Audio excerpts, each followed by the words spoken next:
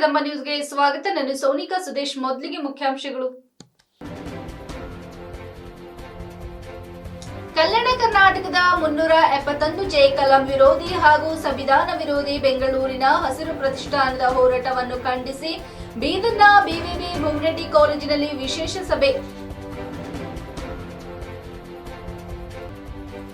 ಮೈ ಮೇಲೆ ಬರೆ ಮೂಡುವ ಹಾಗೆ ವಿದ್ಯಾರ್ಥಿಗೆ ಥಳಿಸಿದ ಖಾಸಗಿ ಶಾಲೆ ಶಿಕ್ಷಕ. ನಿರೀಕ್ಷೆಯಂತೆ ಮುಂಗಾರು ಮಳೆಯಾದರೂ ಬಿತ್ತನೆ ಮಾಡದ ರೈತರ ಆತಂಕ ಮಾತ್ರ ಕಡಿಮೆ ಆಗಿಲ್ಲ.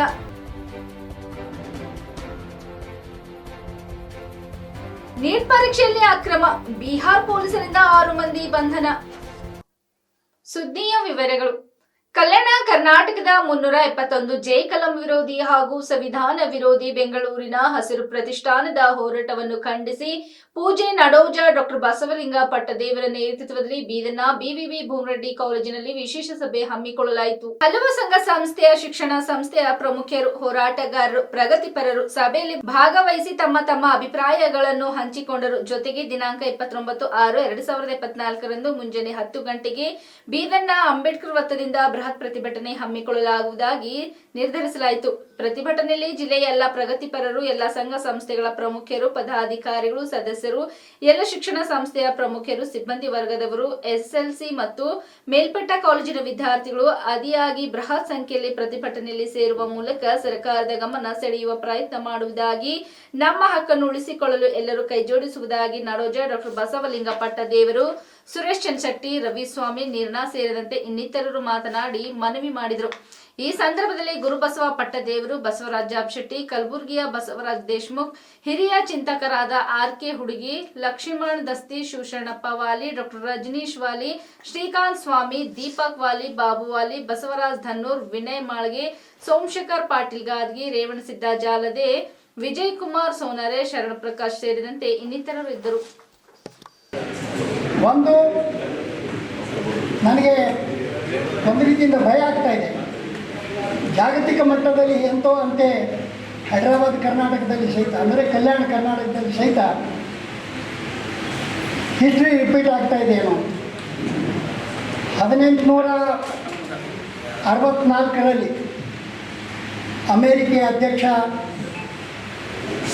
ಅಬ್ರಹಾಂ ಲಿಂಕನ್ ಅಂದಿನ ಗುಲಾಮಗಿರಿ ವ್ಯವಸ್ಥೆ, ಅಸಮಾನತೆಯನ್ನು ನೀಗಿಸೋ ಸಲುವಾಗಿ, ಅಬಾಲಿಷ್ ಮಾಡೋ ಸಲುವಾಗಿ ಅಂದ ಒಂದು ಕಾಯ್ದೆಯನ್ನು ರಚನೆ ಮಾಡಿದಾಗ ದಕ್ಷಿಣ ಅಮೇರಿಕೆಯ ಜನ ಅದರ ವಿರುದ್ಧ ದಂಗೆ ಎದ್ದಿದ್ರು. ಇಲ್ಲಿ ಕರ್ನಾಟಕದಲ್ಲಿ ಅಸಮಾನತೆಯನ್ನು ನೀಗಿಸೋ ಸಲುವಾಗಿ ಅನೇಕ ಹೋರಾಟಗಳ ಕಾರಣದಿಂದಾಗಿ ರಾಜಕೀಯ ಇಚ್ಛಾಶಕ್ತಿಯನ್ನು ತೋರ್ಪಡಿಸಿ ಸನ್ಮಾನ್ಯ ಮಲ್ಲಿಕಾರ್ಜುನ್ ಖರ್ಗೆಜಿ ಅವರು 371 ಜೆ ನಮಗೆ ಕೊಡಮಾಡಿದಾಗ ಉತ್ತರ ಭಾರತದ ಉದ್ಧಾರಕ್ಕಾಗಿ, ಉತ್ತರ ಭಾರತದ ವಿಮೋಚನೆಗಾಗಿ ಅನೇಕ ಅವಕಾಶಗಳು ಕಲ್ಪಿಸಿದ್ದಾರೆ ಈಗಾಗಲೇ ಹಿಂದೆ. ಆದರೆ ಈಗ ಉತ್ತರ ಕರ್ನಾಟಕದ ವಿಮೋಚನೆಗಾಗಿ, ಉತ್ತರ ಕರ್ನಾಟಕದ ಅಭಿವೃದ್ಧಿಗಾಗಿ 371 ಜೆ ನಮಗೆ ಕೊಟ್ಟಾಗ ಅದರ ವಿರುದ್ಧ ದಕ್ಷಿಣ ಕರ್ನಾಟಕದ ಜನತೆ ಅಂದರೆ ಸುಳ್ಳು ತಪ್ಪಾಗ್ಬೋದು. ಈ ಒಂದು ಹಸಿರು ಪ್ರತಿಷ್ಠಾನ ಅಂತಕ್ಕಂಥ ಒಂದು ಸಣ್ಣ ಸಂಘಟನೆ ಅದು ಇದರ ವಿರುದ್ಧ ದಂಗೆ ಹೇಳ್ತಾ ಇದೆ. ನನಗೆ ಅಮೇರಿಕೆಯ ಅಬ್ರಹಾಂ ಲಿಂಕನ್ ವಿರುದ್ಧ ದಕ್ಷಿಣ ಅಮೇರಿಕ ದಂಗೆ ಎದ್ದಿದ್ದು ನೆನಪು ಬರ್ತಾ ಇದೆ. ಆದರೆ ಅವರು ಯಶಸ್ವಿ ಆಗಲಿಲ್ಲ. ಹಾಗೇ ಈಗೂ ಕೂಡ ಈ ದಕ್ಷಿಣದ ಫಿಸಿಫೆರಸ್ ಟೆಂಡೆನ್ಸಿಯ ಡಿಸ್ರಪ್ಟಿವ್ ಎಲಿಮೆಂಟ್ಸ್ ಏನಿವೆ ಇವು ಯಶಸ್ವಿ ಆಗೋಲ್ಲ ಅನ್ನೋ ವಿಶ್ವಾಸ ನನಗಿದೆ. ಒಂದು ವೇಳೆ ಈಗ ನಾವು ಮಾಡ್ತಾ ಇರೋದು ಒಂದು ಸಂಘಟನೆಯನ್ನಲ್ಲ, ಒಂದು ಆಂದೋಲನವನ್ನು. ಈ ಆಂದೋಲನದ ಉದ್ದೇಶ ಯಾವುದೇ ಬೇಡಿಕೆಯನ್ನು ಈಡೇರಿಸಲಿ ಅಂತೇಳಿ ಮುಖ್ಯವಾಗಿ ಇಟ್ಕೊಳ್ಳೋದಲ್ಲ, ಇದೊಂದು ಡೆಮಾನ್ಸ್ಟ್ರೇಷನ್ ಅಂತ. ಹೋಂವರ್ಕ್ ಮಾಡಿಲ್ಲ ಎಂದು ಮನಸ್ಸು ಇಚ್ಛೆ ವಿದ್ಯಾರ್ಥಿಗೆ ಥಳಿಸಿದ ಘಟನೆ ಬೀದರ್ ಜಿಲ್ಲೆಯ ಭಾಲ್ಕಿ ತಾಲೂಕಿನ ನೆಟ್ಟೂರು ಗ್ರಾಮದ ಖಾಸಗಿ ಶಾಲೆಯಲ್ಲಿ ನಡೆದಿದೆ. ಬೀದರ್ ಉಸ್ತುವಾರಿ ಸಚಿವ ಈಶ್ವರ್ ಖಂಡ್ರೆ ಹಾಗೂ ಮಕ್ಕಳ ಆಯೋಗದ ಸದಸ್ಯ ಶಶಿಧರ್ ಕೋಸಂಬೆ ಸ್ವಕ್ಷೇತ್ರದಲ್ಲೇ ಈ ಅಮಾನವೀಯ ಘಟನೆ ನಡೆದಿದೆ. ವೀರಭದ್ರೇಶ್ವರ್ ಖಾಸಗಿ ಶಾಲೆಯ ಶಿಕ್ಷಕ ಜಯಶಂಕರ್ ರಿಂದ 8ನೇ ತರಗತಿ ವಿದ್ಯಾರ್ಥಿ ವಿಶ್ವಜಿತ್ ಮೇಲೆ ಮನಸೋ ಇಚ್ಛೆಯಂತೆ ಹಲ್ಲೆ ಮಾಡಿದ ಘಟನೆ ನಡೆದಿದೆ. ಬೆನ್ನು, ತೊಡೆ ಸೇರಿದಂತೆ ಮೈಯೆಲ್ಲ ಬಾಸುಂಡೆ ಬರುವ ಹಾಗೆ ಶಿಕ್ಷಕ ಜಯಶಂಕರ್ ಥಳಿಸಿದ್ದಾರೆ.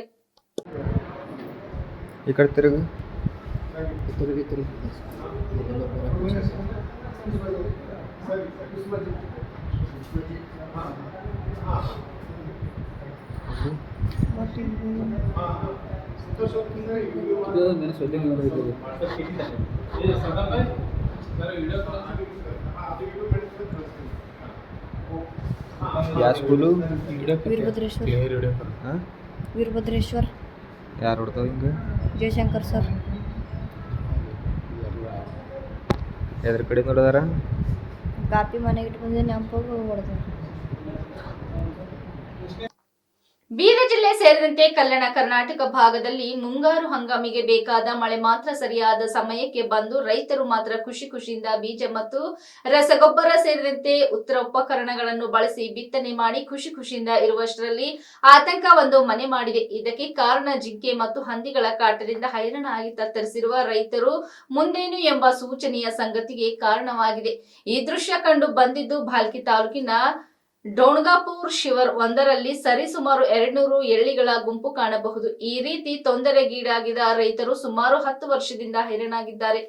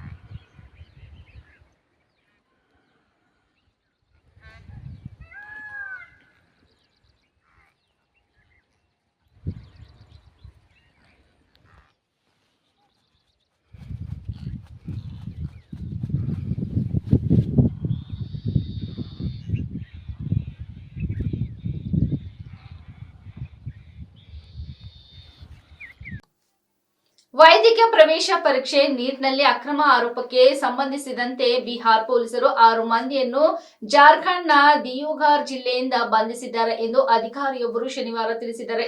ದಿಯೋಘರ್ನ ಎಐಎಂಎಸ್ ಬಳಿಕ ಮನೆಯೊಂದರಲ್ಲಿ ಅವರನ್ನು ಶುಕ್ರವಾರ ರಾತ್ರಿ ಬಂಧಿಸುವುದಾಗಿ ಅವರು ತಿಳಿಸಿದ್ದಾರೆ. ಬಿಹಾರ್ ಪೊಲೀಸರು ನೀಡಿದ ಸುಳ್ಳುವಿನ ಆಧಾರದ ಮೇಲೆ ಆರೋಪಿಗಳನ್ನು ಕಸ್ಟಡಿಗೆ ತೆಗೆದುಕೊಳ್ಳಲಾಯಿತು.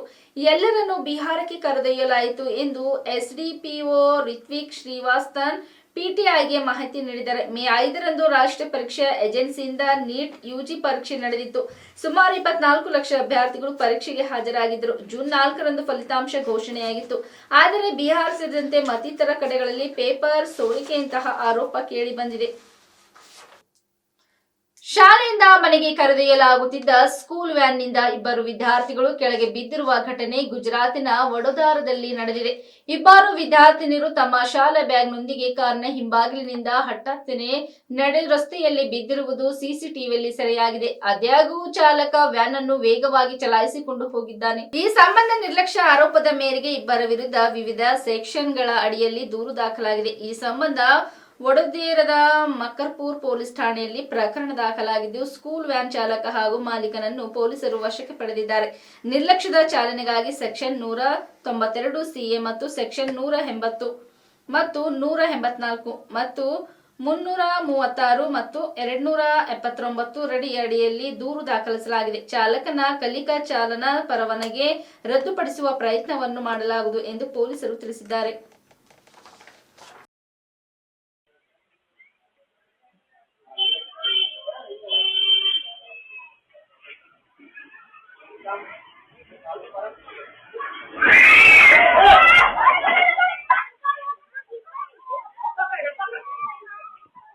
भाईवान चाहिए करा रही है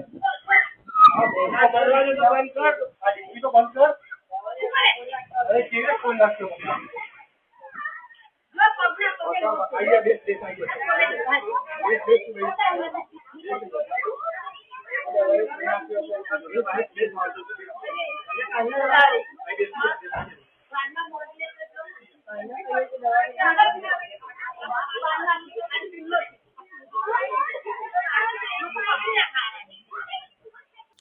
ಇಲ್ಲಿವರೆಗೆ ಸುದ್ದಿ ಕೊಟ್ಟಿದ್ದ ನಾನು ಸೋನಿಕಾ ಸುದೇಶ್. ಮುಂದಿನ ಸುದ್ದಿಯೊಂದಿಗೆ ಮತ್ತೆ ಭೇಟಿಯಾಗೋಣ. ವಂದನೆಗಳು.